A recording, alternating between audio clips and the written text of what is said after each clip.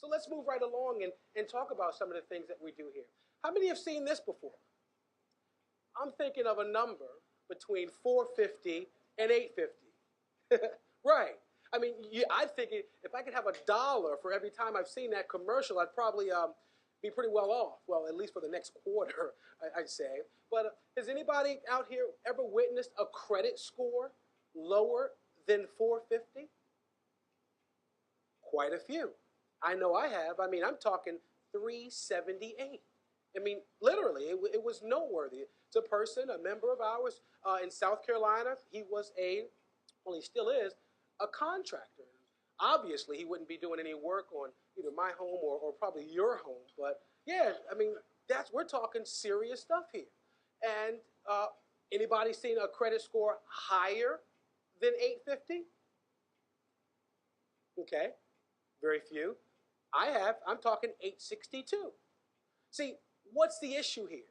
See, the point that I want to relate to you is that being as though it's not between this and this, 450 and 850, there's things that are outside of both of these parameters, well, how is your score comprised of, and that's what we're going to talk as we continue to go forward. That's what brings me to my next point. Did you realize that when we start talking about the credit scoring module, right, that you don't have a credit score? This is real talk. Everybody, you might want to lean in just a little closer. You really don't have a credit score. Did you know that you potentially have 18 credit scores? See, and it's all based upon the data element that's being kind of put into it. And here's the deal. Your scores are basically, they're a custom product. See, a lot of us that really don't know too much about it, you think that there's just some big data box somewhere where, all your information is being stored into it. Get this, investors, that when you pull your own report, right, for your own perusal, should I say, see, there's certain things that have to come into play. Like, for example, 9 out of the 9 Social Security numbers have to match, okay? Now, when we talk about your date of birth, now, the month, the year, and the date have to match, okay, in order for you to get that information that literally represents you, okay? Now, as we move fast forward, any lenders in the room? Don't know if you all know, okay, and I don't want to create an adverse situation here, but see, when a mortgage broker pulls your credit report, okay, 7 out of the 9 Social Security's number have to match. Really, okay?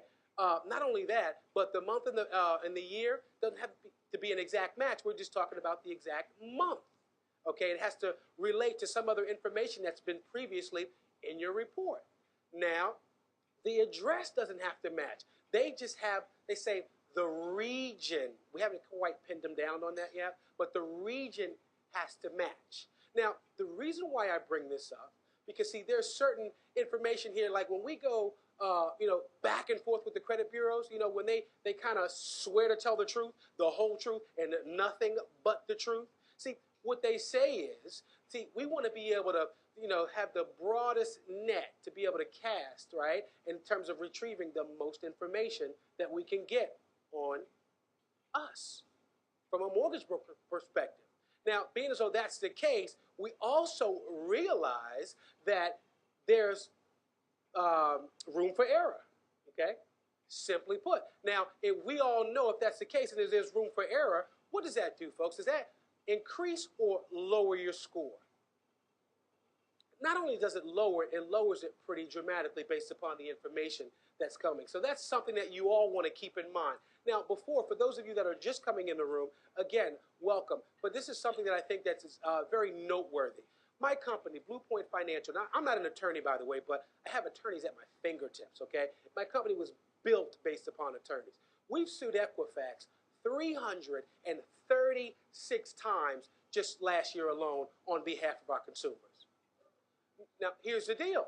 There's 365 days in a year. So, I mean, we're hammering them each and every day. And we're not even talking about a collective amount of 200 between TransUnion and Experian.